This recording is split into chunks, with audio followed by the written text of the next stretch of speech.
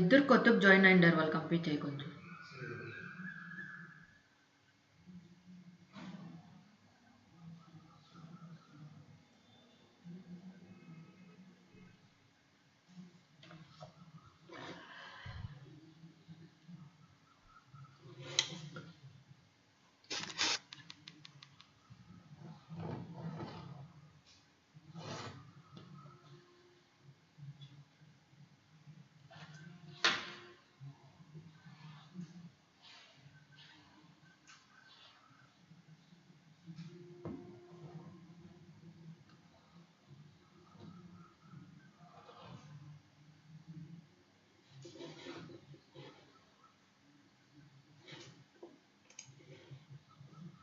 Already buffering అని చూపిస్తుంది.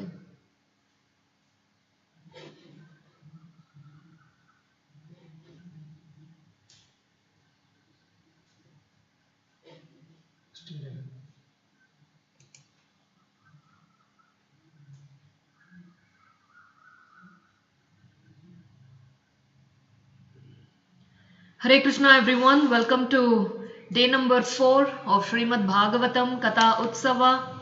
So I see that Anuradha ji, Srinivas Bobadi sir, Raseshwari Mata ji, Gauri Gupta, Raghavan sir, Ranganathan ji, Harini, Sundari Mata ji, Kosuri Sudarshan, Sharada Mata ji from Chennai, Padmanabhan sir, Jayashri, Putta Gauri, and so many of you are already here.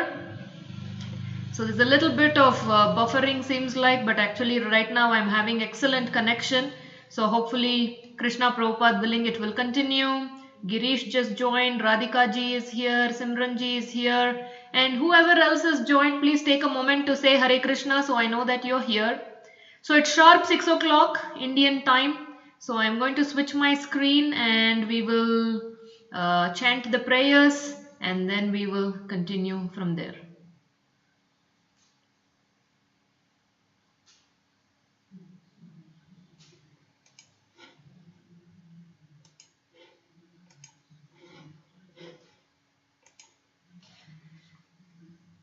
Prayers are displayed on the screen. You can look at it and repeat after me. Nama Om Vishnupadaya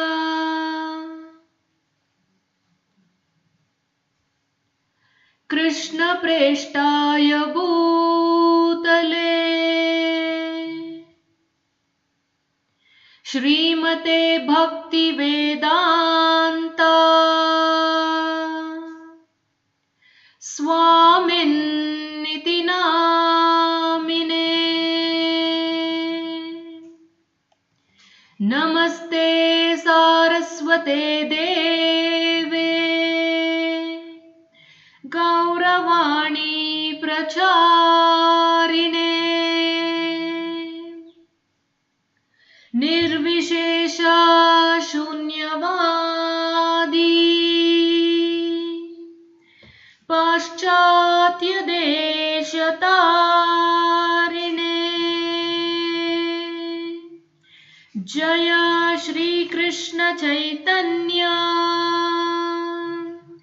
Prabhu Nityananda Shri Advaita Gadadhara Shri Vasadi Gaura Bhakta Vrinda Namo Mahavadanyaya Krishna Prema Pradayate Krishnaya Krishna Chaitanya Namne Gauratvishe Namaha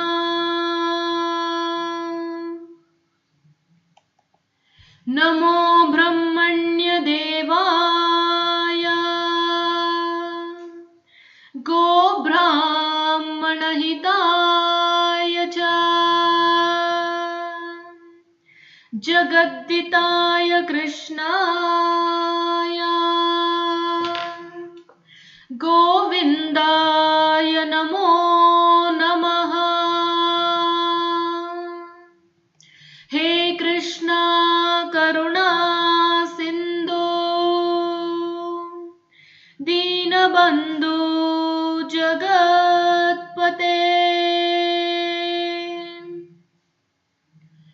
Gopesha Gopika Kanta Radha Kanta Namostute Tapta Kanchana Gaurangi Radhe Vrindavaneshwari Vrishabhanu Sute Devi Pranamami Hari Priye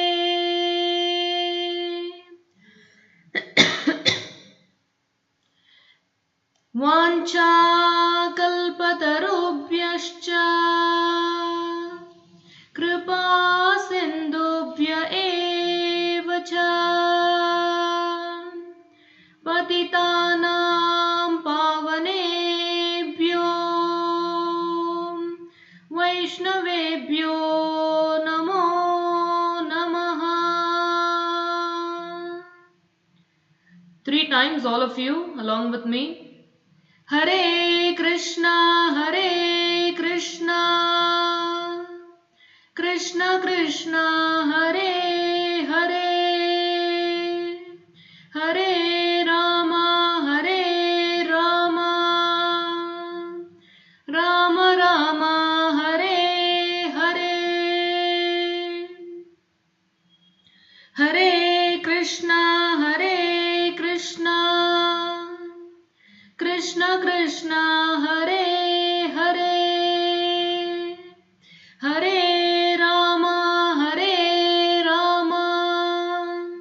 Rama Rama, Hare Hare. One more time, all of us together loudly. Hare Krishna, Krishna Krishna, Hare Hare, Hare Rama, Rama Rama, Hare Hare. So let us offer our humble obeisances and express our deep, heartfelt gratitude to His Divine Grace, Abhay Charanaravindha Bhakti Vedanta Swami Srila Prabhupada, who is the founder Acharya of International Society for Krishna Consciousness, my most beloved spiritual master, my source of inspiration, the one who is actually empowering us to speak Srimad Bhagavatam and to listen Srimad Bhagavatam during this very auspicious Purushottama Masa.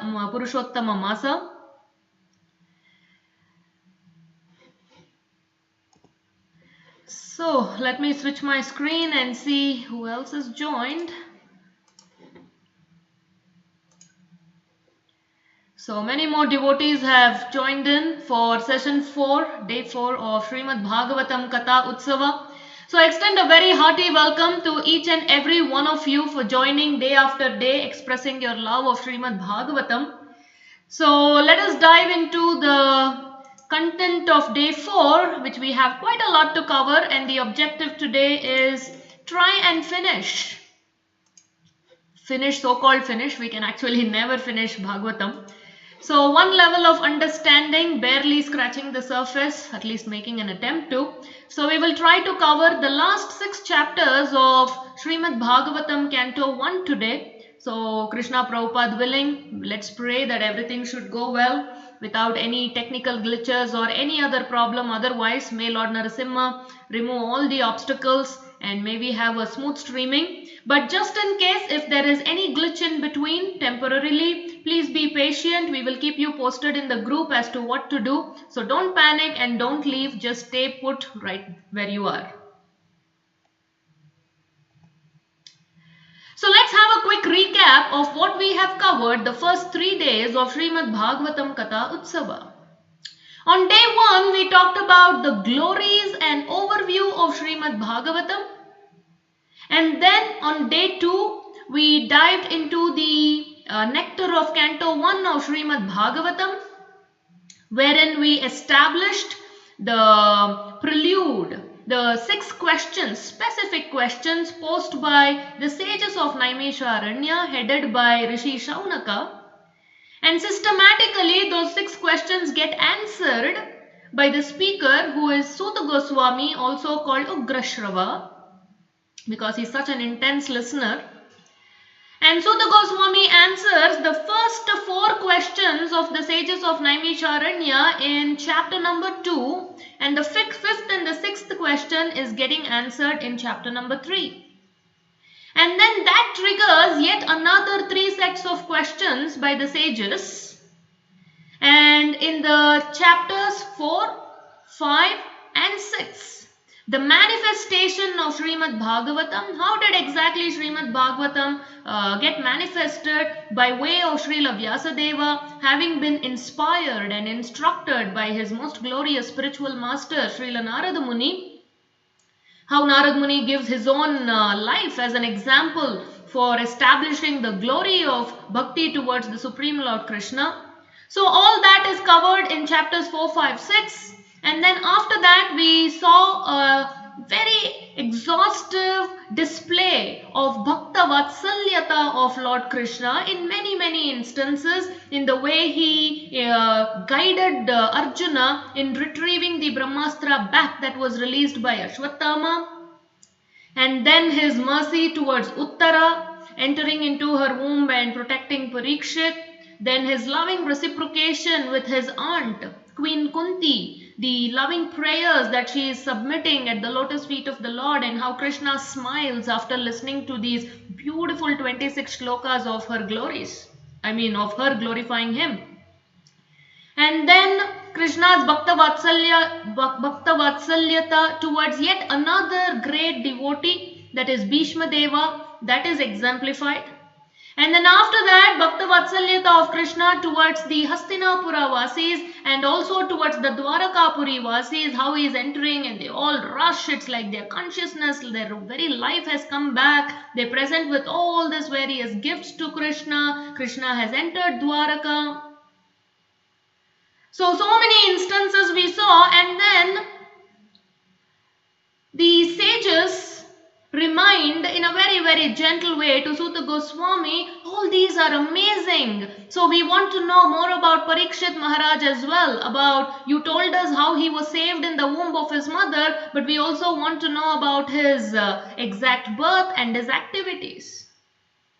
So going forward, we also saw how the stage is being set for the birth of Parikshit, where Yudhishthir Maharaj is ruling so righteously, and in that situation Maharaja Parikshit is born, and Yudhishthir Maharaj gives profuse amounts of charities to Brahmanas. The Brahmanas bless the child and predict his future life and tell that there is no doubt that in this child Parikshit, who is also called Vishnuratha, he who had the great fortune of seeing the Lord even within the womb of his mother, there's no doubt that he is such a Mahabhagavata, and also he is bringing all these glorious qualities from various kings from the past.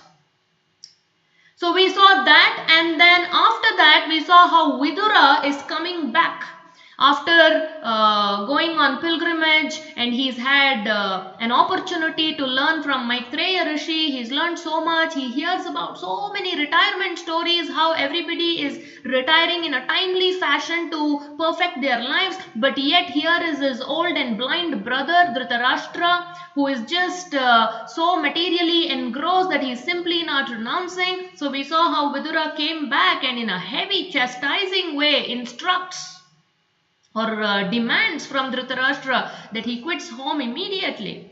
And Dhritarashtra finally, for once, he heeds to the advice of Vidura. He quits home, he goes to the Himalayas along with his chaste wife Gandhari, and they both self-immolate themselves.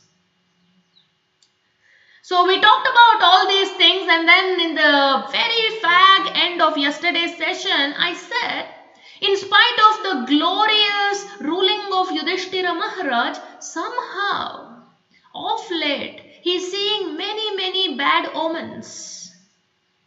So he is seeing that the nature who was producing so bountifully is holding that back now. In terms of grains production, in terms of minerals, in terms of precious gems and stones and so many other things, and the seasonal irregularities. The rain is not happening in the right quantity at the right time, and the wind is blowing in a rather ferocious way, The heat and cold is, high and low. It's not in a moderated way like it used to be before. So he's noticing all these things, and also he is seeing in the people's attitude and in their behavior, in their character, there are so many shortcomings. He's seeing that people have become greedy and they get angry for puny things and they are becoming very deceptive. They're using foul means for earning a livelihood. And there are quarrels even amongst close family members, even between spouses, between parents and children, between siblings.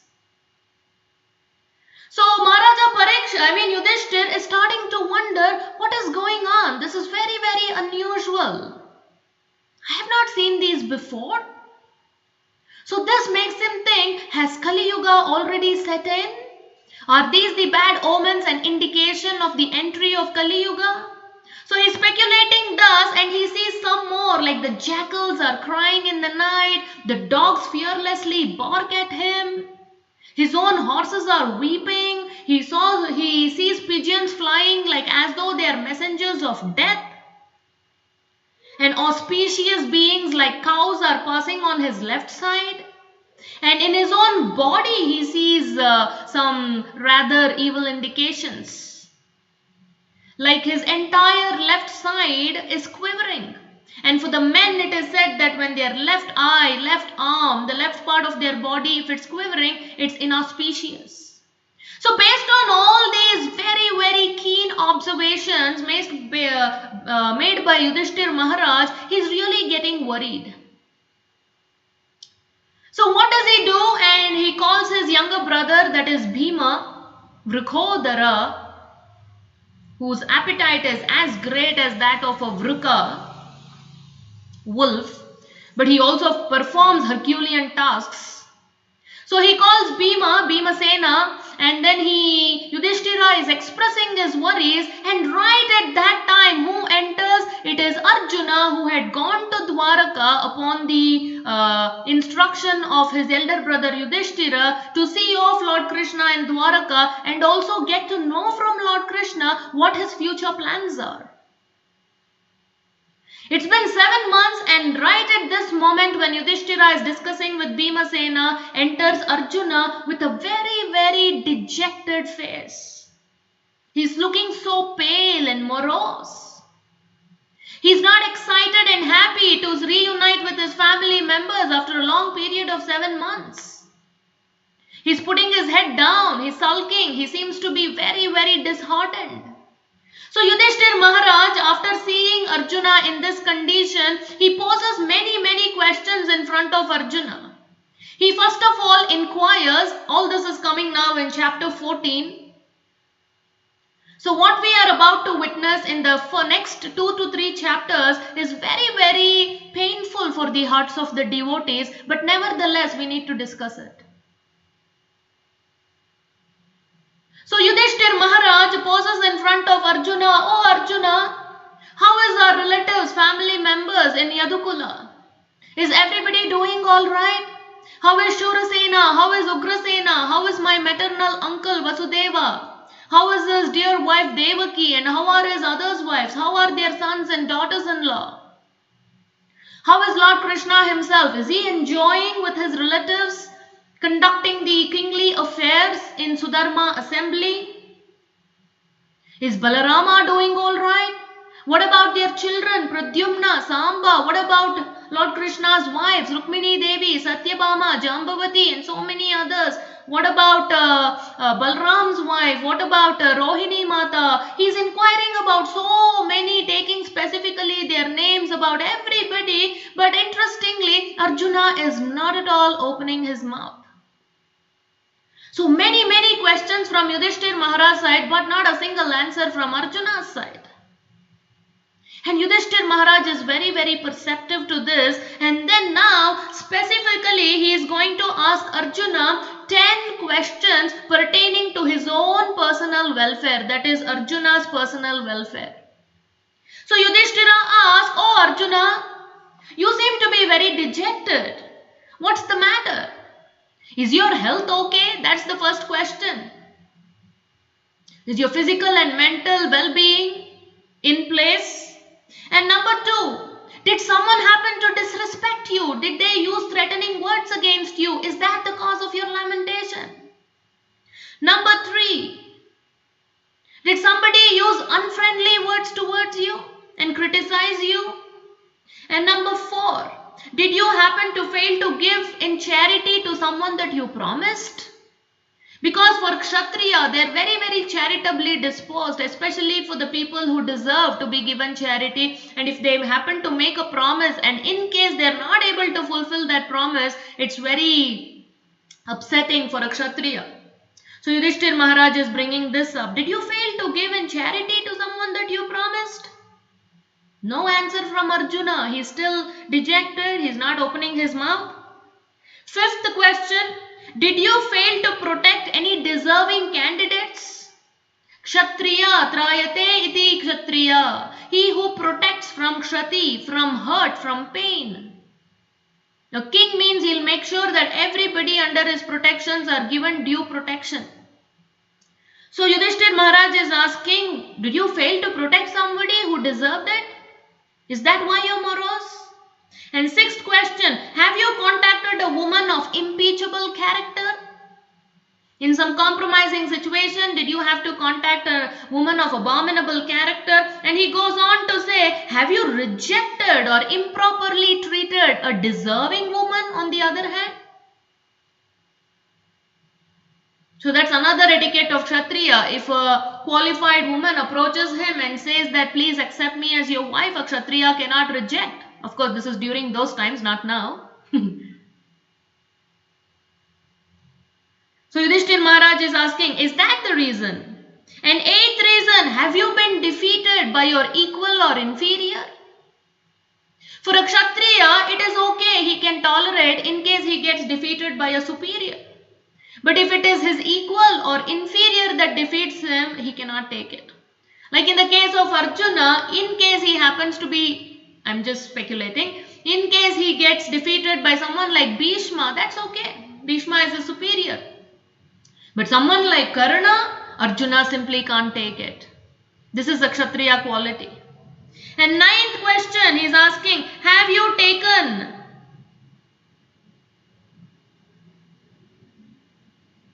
just give me 1 second. Yeah, he's asking, have you taken your meals alone?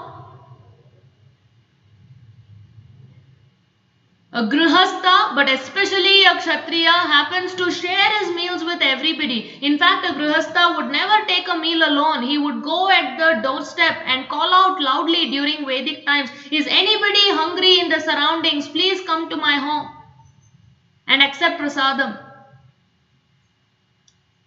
So it's very, very unusual in the Vedic time for a grihastha to be having meals alone. They usually invite those who are in need. So here he is asking, have you taken your meals alone without sharing anybody? And then the 10th question posed by Yudhishthira is, have you committed any abominable sin or a mistake for which you are not able to compose yourself or bring yourself to talk about it? So 10 questions, Yudhishthir Maharaj is trying to speculate from so many different angles as to what could be the cause of the despondency of Arjuna, but still Arjuna has not replied at all, no answer from Arjuna's side. Finally,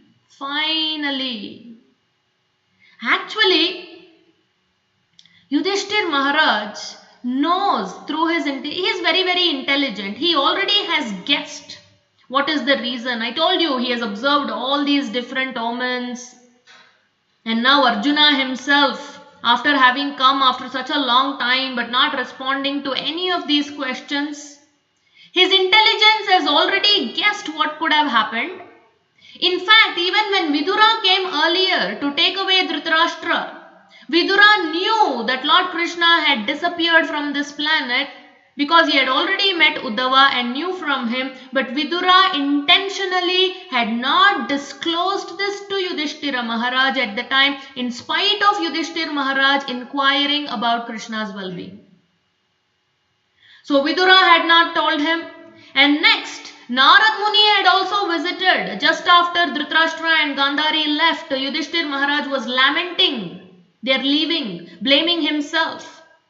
At that time, Narad Muni appeared to console him, and even Narad Muni knew that Lord Krishna had wound up his pastimes, but they did not want to unnecessarily cause the pain because they knew how close Pandavas were to Krishna. So they didn't want to cause agitation in their heart, sorrow in their heart. So Narad Muni indirectly indicated, Vidura did not say anything, Narad Muni indirectly indicated, saying that Lord Krishna's appearance, major purpose of establishing dharma in this planet has been fulfilled by way of making you, King Yudhishthira, as the emperor. And you Pandavas can rule nicely, righteously as representatives of the Supreme Lord until he wraps up his pastimes. So indirectly he is indicating, but even he had not disclosed. So through all these things, Yudhishthira, by dint of his intelligence, had predicted the disappearance of Lord Krishna. But what his intelligence knew, his heart was simply not ready to accept. How could they? Because it is said that even in an assembly like this, when we come together as devotees and relish Lord Krishna's pastimes, chanting, hearing, remembering, it's hard to let go, feel separation from Krishna. What to speak about the great Pandavas who have spoken, heard directly from Krishna, sat with Krishna, eaten with Krishna, slept with Krishna, wandered with Krishna, joked with Krishna. How could they tolerate the separation from Lord Krishna? So Yudhishthir Maharaj knew it, but his heart was simply not ready to accept it. But now, after asking so many questions and Arjuna not at all responding in any which way, finally, dear devotees, in 14th chapter, Canto 1, Shloka number 44, the last Shloka of 14th chapter, Yudhishthir Maharaj somehow musters courage to bring himself to chant this shloka and directly ask Arjuna what his heart has been fearing. Kachit preshtatamenata hridayenatma bandhuna shunyosmi rahito nityam manyase tenyata naro. Hey Arjuna, hey Partha, or is it that you are feeling empty for all time because you might have lost your most intimate friend Lord Krishna? Oh my brother Arjuna, I can think of no other reason for your becoming so dejected. Your Atma Bandhuna, Hridayi, your Atma Bandhu, your most intimate friend who was so dear, most dear to your heart, has he left you forever, Arjuna? Is that why you are lamenting? Is that the cause of your dejection? I cannot possibly think of any other reason, my dear brother Arjuna. So here he is directly asking, has Krishna left? Your most dear friend? And in the next chapter, moving on, in 15th chapter, finally Arjuna is trying to hold back his tears. He can't bring himself to speak, but somehow he composes himself. And in 15th chapter, 5th shloka, Canto 1, Arjuna uvacha Vanchitoham Maharaja Harina Bandhurupina Yena me pahritam tejo Deva Vismapanam Mahat. Arjuna is saying, Vanchitoham Maharaja. Hey Yudhishthira. Of course, he doesn't call him Yudhishthira, he is his elder brother. He's saying, Maharaja, oh great king, Vanchitoham, I've been cheated royally, oh great king. Who cheated Arjuna? Harina Bandhurupina. Hari, Lord Krishna, who came in the form of my Bandhu, has left me forever. He cheated me royally by leaving. And the moment he left, Yena me apahritam tejaha, all my teja, all my powers.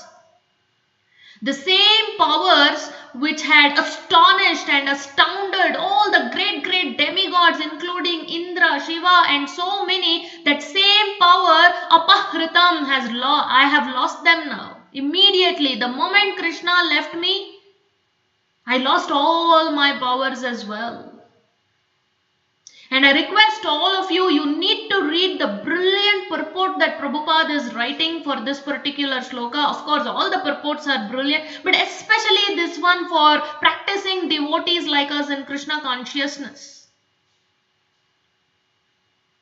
Clearly, Arjuna is indicating what is the source of all his powers. That is Krishna. The moment Krishna left, all his powers are gone.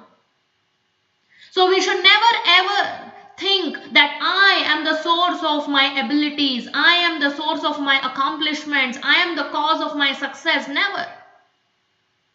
Arjuna is saying here, Yename pahratam tejo, all my powers are lost because Krishna took them away. Of course, he is not lamenting for the loss of his powers, but he is lamenting for the disappearance of his most intimate, dearest friend, Krishna.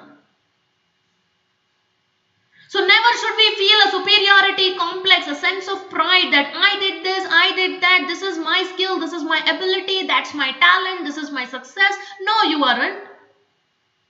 Krishna has loaned your talents. Krishna has loaned you certain skills and assets. Why? Because a certain service has to be done through you by Krishna.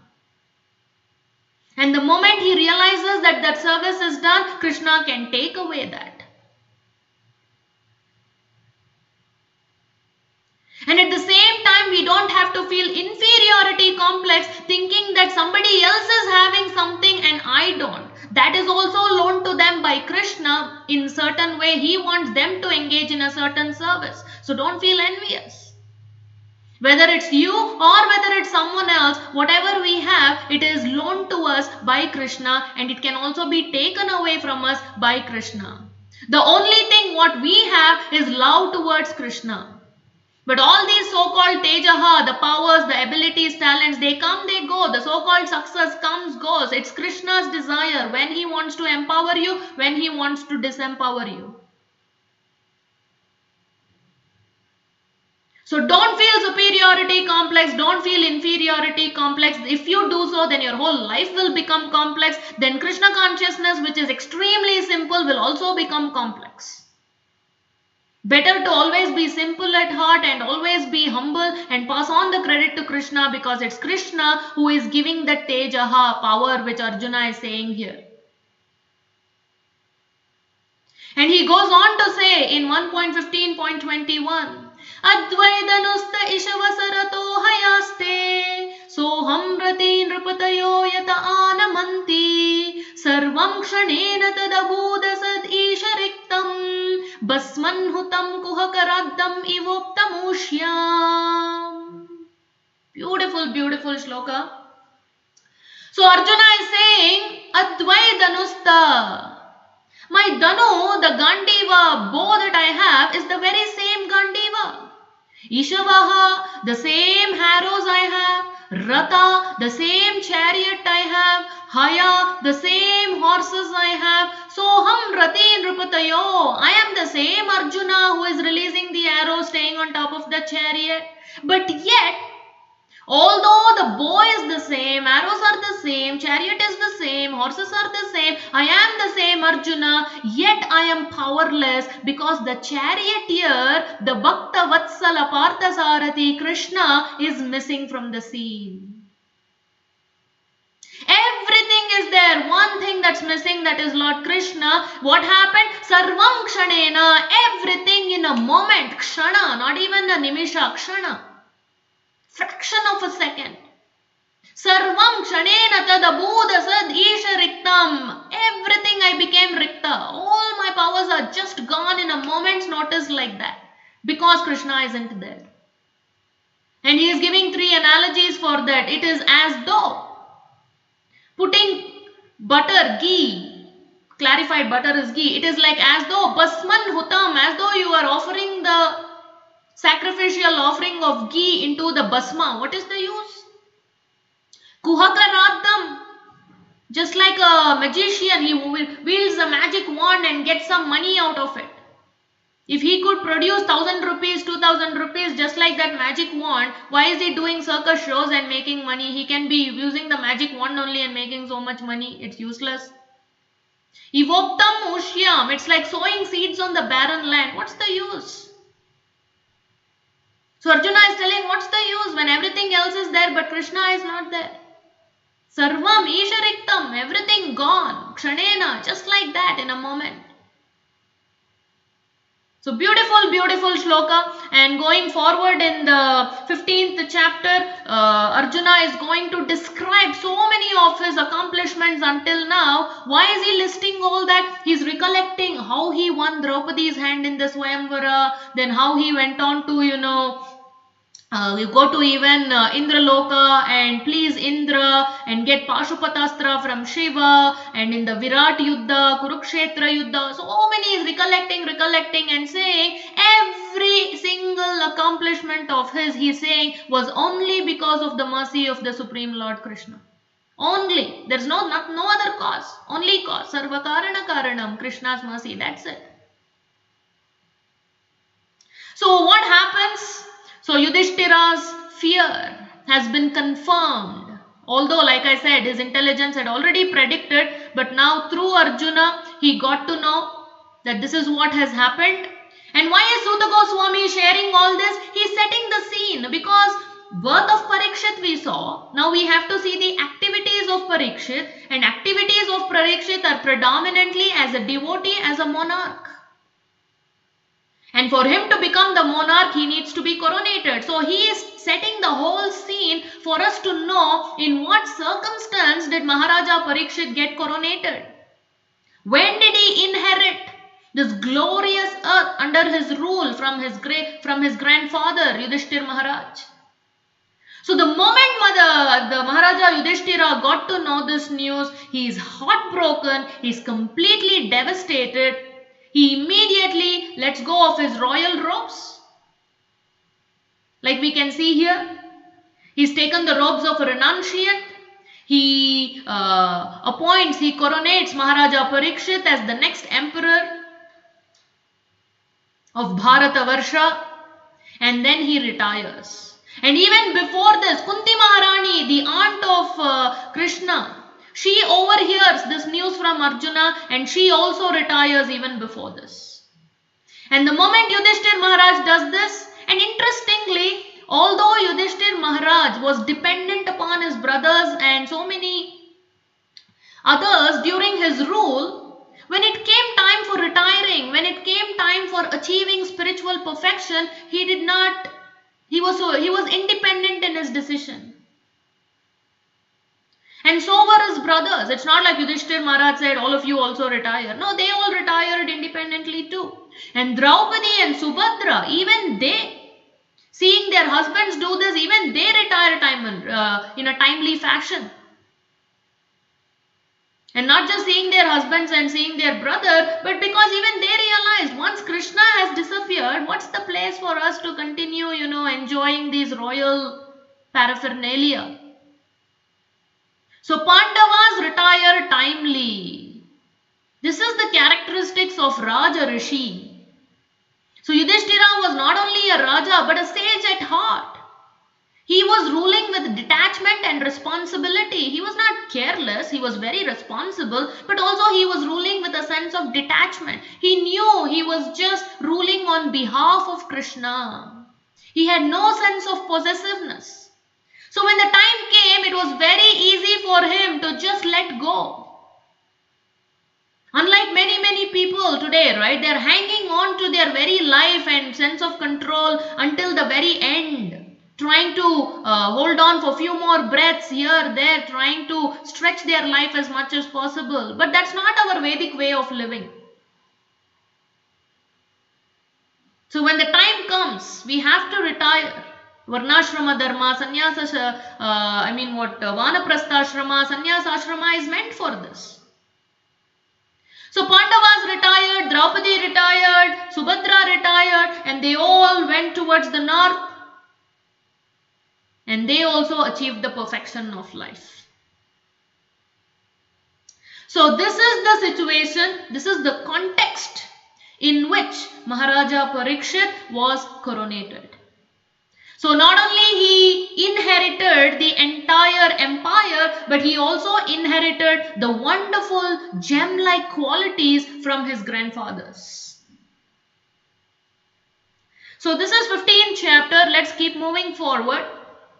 In the 16th chapter, the subject matter for discussion is how did this great emperor, the monarch, the king, Maharaja Parikshit, how did he receive the age of Kali? Remember, already the Kali Yuga symptoms have started. Yudhishthir Maharaj saw that. But Parikshit was so glorious, as soon as he noticed the entrance of Kali, he mounted his he mounted his chariot with black horses, and he had a flag. The symbol on the flag was that of a lion, and he was accompanied by all his ministers and able soldiers. He's decorated himself in the royal robes befitting a monarch, and is going everywhere across the length and breadth of his kingdom, which is practically the entire planet Earth, to make sure that his citizens are protected and nothing untoward is happening towards them and they're not suffering. So as he is wandering about like this, accompanied by his soldiers and ministers, imagine a scene, visualize in your mind's eye. There is a bull. It is so white in color, like a white lotus flower. Very, very beautiful looking, very powerful bull. And this bull is none other than the personification of religion. He is called Dharma. And although this Dharma is so beautiful looking, but a very heart-shattering thing is that 3 of his 4 legs are broken. He is bleeding. He is barely able to stand on just 1 leg. And along with this Dharma bull, who is our father, there is right next to him a cow. She is also extremely pleasant and beautiful looking. And this cow is the personification of Mother Earth. So she is Prithvi Mata. And this cow, what is her name? Dhara. So I hope you are visualizing. There is Dharma, very, very beautiful, just like a white lotus flower, but 3 of his 4 legs are broken. He is bleeding, he is in pain. And there is Dhara in the form of cow, who is Mother Earth's personification, and she is having tears gliding down her cheeks. She's lost her calf, and she is lamenting, and she's crying. And at this point, there is a conversation happening between Dharma and Dhara, where Dharma is actually asking Dhara 11 questions. I'll go over them, what he asked. So Dharma is seeing Mother Cow crying, and he is asking, why are you, O mother, crying like this? What is the cause of your lamentation? He asked, number 1, are you suffering due to some internal disease, due to some mental agitation? Is that because one of your relatives is maybe somewhere far away and you can't bear the separation? Basically, dear devotees, keep in mind, when Dharma is going to ask all these 11-12 questions to Dhara, he is predicting all the symptoms of Kali Yuga. As I am saying, I have no doubt in my mind, you can actually know that these are the exact symptoms what we are witnessing right now. Exact. So number 1, he is asking, what? Are you suffering from an internal disease? Is that why you are lamenting? Isn't that the case today? More than 75% of the diseases today are psychosomatic. It is because of mental ailments, not physical ailments. Physical ailments are coming because of mental ailments. It's more internal disease rather than external disease. And what is he asking? Are you thinking of some relative who is away in a distant place somewhere? And this is another symptom of Kali Yuga. Family members, don't even live together. If they are living together, it's a luxury in Kali Yuga. It's a special privilege in Kali Yuga. Parents are somewhere, children are somewhere, daughter is in another country, son is in another country, parents are in one country. In fact, even with between wife and husband, the wife is working somewhere, husband is somewhere, they don't even see each other for months together. It's a curse of Kali Yuga. And all this causes anxiety and lamentation. You can't be together. How much can you be virtually together through WhatsApp and other, it's not like being together where you can lend your shoulder at the times of, sadness and be there to celebrate together at the times of joy. So second thing, are you thinking of some relative who is away in some distant place? Dharma is asking Dara. Third, are you lamenting for my existence? Looking at my pitiable condition that my 3 legs are broken. Oh Mother Earth, are you crying for that? Or are you anxious that these meat eaters are going to exploit you, my dear mother? And isn't that what is happening now? That Gomata, who is actually our mother, is sent to the slaughterhouses in such a big organized fashion. So Dharma is asking Dara, are you crying for your own condition that you will be exploited by these meat eaters? And he goes on to say, are you in a sorry plight that because these Kali Yuga people are not going to be performing yagnas and homas and the demigods are going to be deprived of their sacrificial gifts? So you're looking at demigods' condition and crying? What is it? What's bothering you?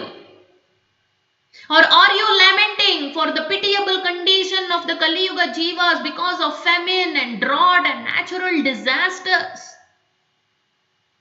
Or are you seeing the sorry condition of the women and children who are abandoned and not protected? We see so many rape cases today, child trafficking today, child labor today, so many things. So many single mothers, so many conditions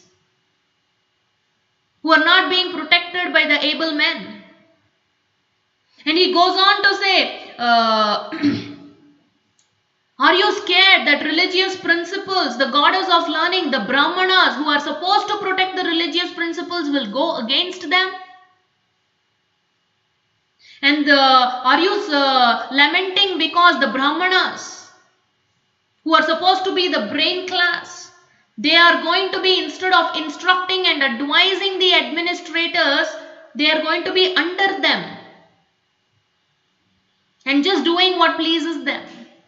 Exactly what is happening in today's world. Or are you lamenting for the disorder created by the administrators?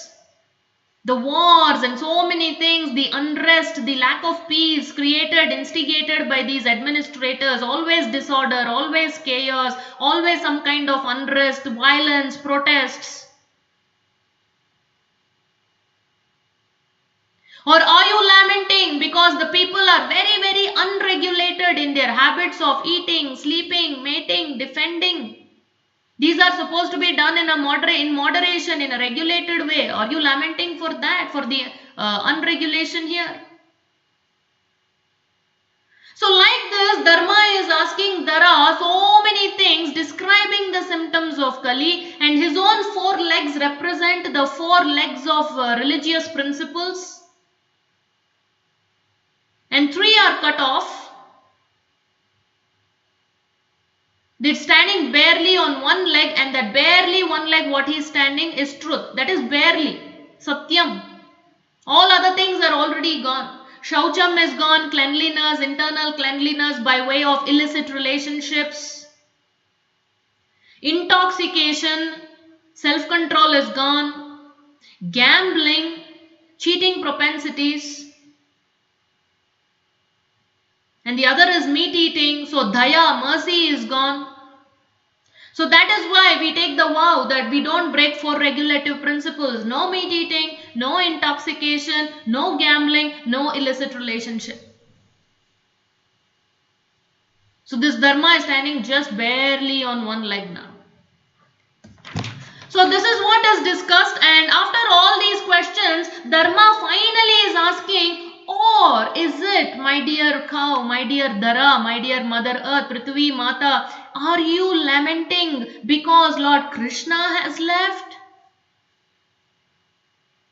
And hearing all this patiently, now Dara is responding to Dharma. She tells Dharma that, oh dear Dharma, all the 11 causes that you mentioned for my lamentation, every one of them is true.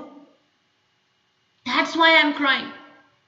And she goes on to glorify Krishna's 40 amazing qualities. And then finally she says, but the major reason why I am lamenting is because my Supreme Master, my caretaker, my protector, Lord Krishna has left this Prithvi. And I can't bear that separation. When he was walking on this planet Earth, Mother Earth actually had the maximum association with Krishna. How? Because in Vrindavana, if you see, Krishna lived only for about 11 years. And then he went to Mathura, and when he went to Mathura also, he just stayed there for a few years. And Dwaraka, he was there relatively longer, but then he was traveling here and there, like he would go to Hastinapura, he would go to other places. So who got the maximum association? It was Mother Earth, because regardless of where Krishna was, Vrindavana, Dwaraka, Mathura, Hastinapura, he was always walking on the surface of Mother Earth. And especially in Vrindavana, when Krishna was walking barefoot, she had direct association of Krishna. So imagine her plight now that Krishna has wound up his pastimes. So Mother Earth says, I had Roma Utsava when Krishna was there. My hair would stand on end as Krishna traversed on this earth. That's why the grass was up straight, indicating, my hair standing on end. But now my Supreme Master has left me and I'm bereft of all protection. So very, very touching conversation, very moving, because it's giving a clear glimpse into Kali Yuga in the form of this conversation between Dharma and Dhara. And now there is this other personification who is there along with Dharma and Dhara. You must be wondering, who did this to Dharma? Who cut off his 3 legs? It is Kali Purusha. Just like Dharma is religion personified and Mother Cow is earth personified, now this Kali Purusha is the Kali Yuga personified. And that's where in 17th chapter, remember I told you Parikshit he had mounted his chariot and he was going around traversing his empire, and wherever he went, he was hearing the glories of his grandfathers, how wonderful, what great devotees they were, and what intimate relationship they had with Krishna. As is hearing, he comes to this scene in this very, very moving picture. You can see here is Dharma, barely on one leg he is standing, and there is Dhara right behind him, lamenting with tears in her eyes, and here is the evil Kali Purusha. And how did this Kali Purusha look? He was ghastly looking, scary, he was a Shudra by quality, but then to look, he was in royal robes. He was wearing the attire of a king, but the act he was performing was ghastly. He had a club in his hand which he's dropped here. I don't know if you can see it in the picture. With the club in his hand, he is the one who was hurting Dharma and Dhara. And the moment Parikshit noticed this, he gets off his chariot and immediately he comes and chastises Kali and says, hey, how dare you? Who are you? How dare in my kingdom that you are tormenting the bull and the cow? And although Parikshit knew that it was this Kali Purusha, a Shudra in the form of the royal robes, just like dear devotees, what we see today, many people, well spoken, well dressed and well so many things, but actually they are Kali personified. Administrative class, so many, they are there all over. These are Kali Chelas of Kali Purusha. So although Parikshit was immediately going to kill off this Kali, he wanted one statement from Dhara and Dharma. So So he goes to Dharma especially and asks, who has done this to you? Who are you, oh my dear? He doesn't know that they're, religion personified. You have to visualize all this. So he's saying, who is tormenting you like this? I see that this man Shudra is here. But please tell me, who is the cause of your suffering? And you have nothing to fear. I am Maharaja Parikshit. And I can chastise and punish anybody. I am the descendant of Pandavas. Don't you be scared. And interestingly, in spite of asked by Parikshit like this, Dharma does not point at Kali Purusha and saying that he is the source of my suffering. He rather, Dharma the bull, gives a very philosophical answer, which we will not get into, keeping the interest of time in mind. She gives so many wonderful philosophical answers and she says, I don't know. I don't know who is the cause of my suffering. Maybe it's own past misdeeds that is the cause of my suffering. That's what they say. She says, you are a man of advanced intelligence, O Maharaja Parikshit. You figure it out. And just by this glorious act of Dharma, who did not point out at Kali as the source of his suffering, immediately Maharaja Parikshit understood, by your answer I can assess that you are none other than religion personified. You are Dharma himself. And at that moment, Maharaja Parikshit takes out his sword and is about to chop off the head of Kali. Kali immediately surrenders to Parikshit and falls at his feet and says, please, please, please, please, I am surrendered unto you. I take shelter of you. And again, it's a Kshatriya etiquette. The moment somebody takes shelter, you cannot, kill them. So Parikshit says, I was about to kill you, but now that you've taken shelter of me, I cannot do that. But you cannot stay anywhere in my kingdom. Get out right now. Nowhere in my kingdom can you stay. Kali Purusha is shaking and he says, just now you said, Maharaja Parikshit, that you're giving me shelter and now you're telling get out of the kingdom. Where will I stay?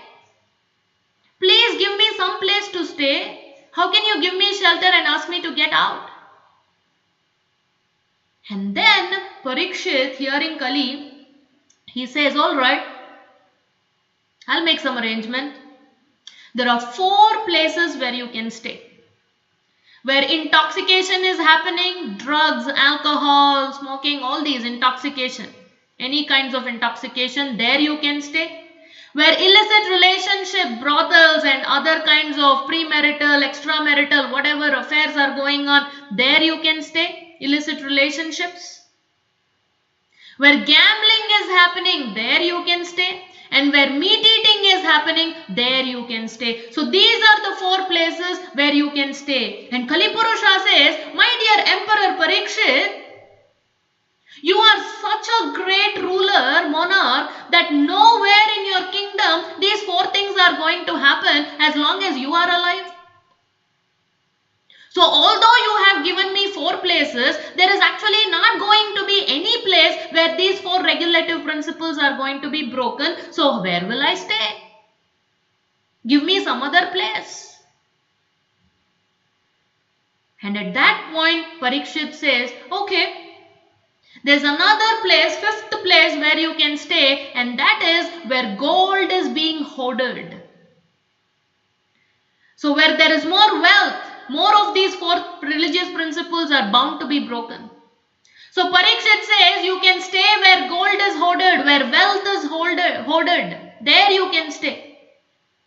But although Parikshit said this, immediately what does he do? All the gold in his kingdom, he engages it in the service of Lord Krishna. That way, Kali cannot stay even there. So this is how this chapter, 17th chapter, is called Punishment and Reward of Kali. So we should be very, very beware. Wherever these 4 principles are broken. That's why we say don't eat meat, give up meat eating, don't engage in intoxication, no gambling, no illicit relationship, and don't be greedy for more than what you need. If God blesses you with more wealth, use it in Krishna's service. Otherwise, these things will follow and you will suffer with the effect of Kali. Because Parikshit has given these 5 places where Kali Purusha can stay. And the moment Kali comes, entire family of Kali will come. Anger, greed, lust, envy, pride, arrogance, harshness, all of them will come. And there's no peace, there's no happiness. Moving forward, 18th chapter. This great king Parikshit, who could check even Kali personified, once he went into the forest for hunting, and on the way back, he was fatigued, he was exhausted, he was thirsty, he was hungry. So he just wanted some food and some water to quench his thirst. And he happened to come across a hermitage, and that hermitage belonged to Shamik Rishi, a great sage. And somehow, by the divine arrangement, just when Parikshit comes to the hermitage, Shamik Rishi is in trance. He is meditating upon the Lord. He is completely oblivious to the fact that the emperor had come to his hermitage and he's thirsty. He doesn't know any of these things. And Parikshit also, very, very, very unlike of his character, tormented by these pangs of thirst and hunger, out of anger being ignored by Shamik Rishi, so-called ignored, Parikshit gets a little frustrated. And what does he do? There is a dead snake lying right there, and he takes that dead snake and garlands Shamik Rishi with that dead snake. Very unlikely of Parikshit's character. We should not judge Parikshit based on this one act. Very unlikely of his character. And Parikshit after that is going back to his kingdom. On the way itself, he's feeling such amount of remorse. He's feeling so guilty that he should not have done this offensive act towards Shamik Rishi. But immediately he's also thinking, because he did this, he's thinking some calamity will come, some reaction will definitely come, and he is actually welcoming and waiting, and he wants that calamity reaction to come right there so he can suffer for it and be done with it. So while he is feeling guilty and contemplating thus, introspecting thus, this news of what happened, this insult by Parikshit Maharaj to Shamik Rishi was passed on to this boy, Brahmana boy Shringi, the son of Shamik Rishi, that somebody went and said, your father was insulted by Maharaja Parikshit like this, and this Shringi, very immature Brahmana boy, very young, I think he was barely 5 years old something, but he was powerful because he's the son of Shamik Rishi, he's a Brahmana. He misuses his power of being a Brahmana to curse. In a very seemingly unjust way, he curses that within 7 days, this Maharaja Parikshit, who is supposed to be like a watchdog and staying at the door of our hermitage, how dare he does this, that he will be bitten by a snake bird in 7 days, and he will die due to the snake bite.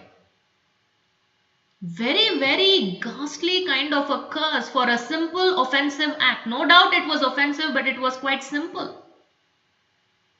So this news is brought to Shamik Rishi, and Shamik Rishi is extremely upset at what his son has done.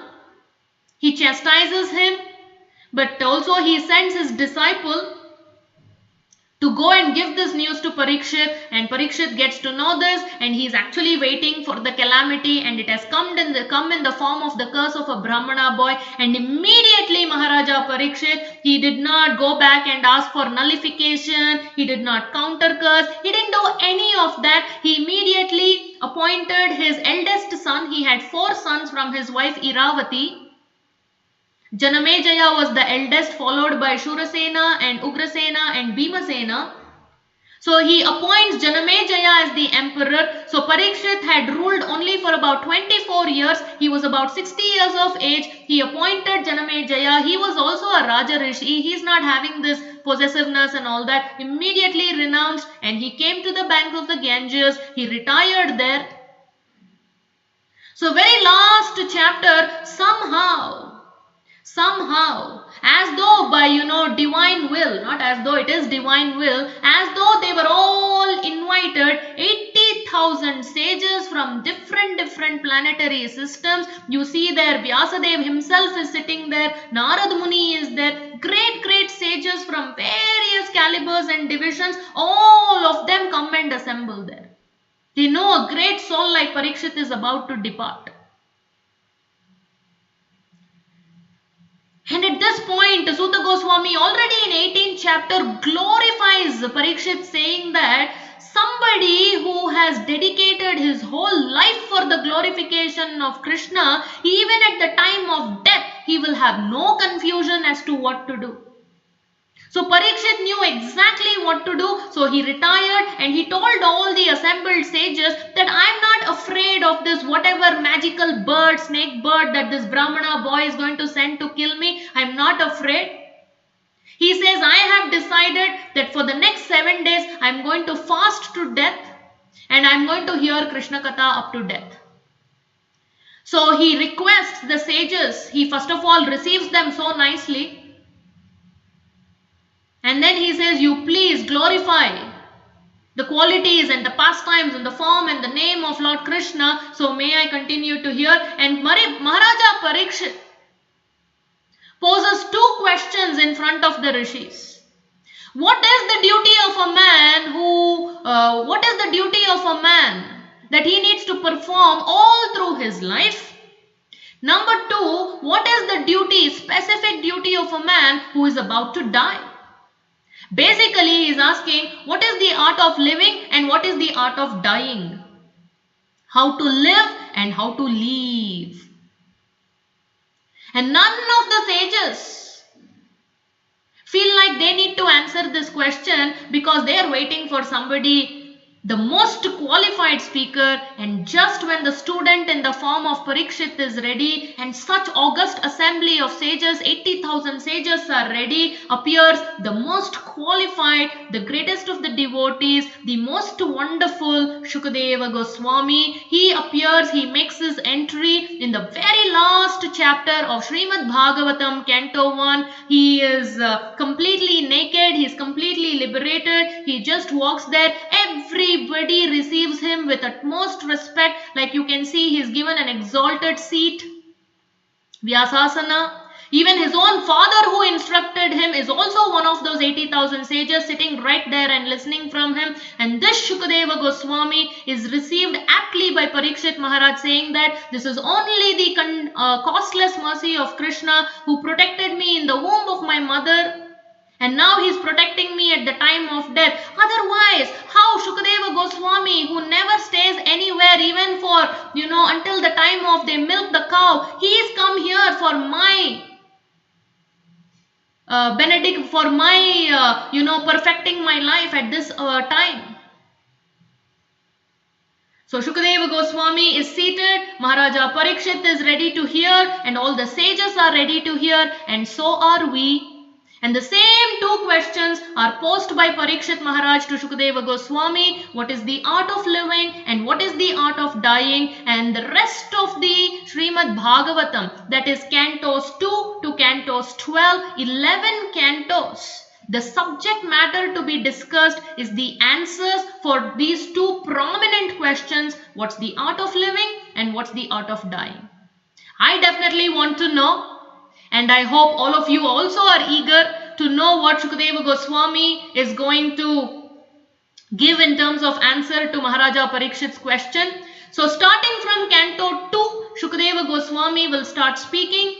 Parikshit will be asking so many follow-up questions and so many other pastimes will come. Like I said, so many other conversation loops will come. It's going to get so much more interesting. Already it is so interesting. Vyasadeva is such a brilliant storyteller. So this is Canto 1, my dear devotees. So 19 chapters, 808 shlokas. So we have tried to cover. So tomorrow when we come, let us dive into the divine nectar of Canto 2 of Srimad Bhagavatam, which you definitely don't want to miss. So please make sure you log in at 6 a.m. IST and spread the word and bring your family and friends as well. Let us join along with this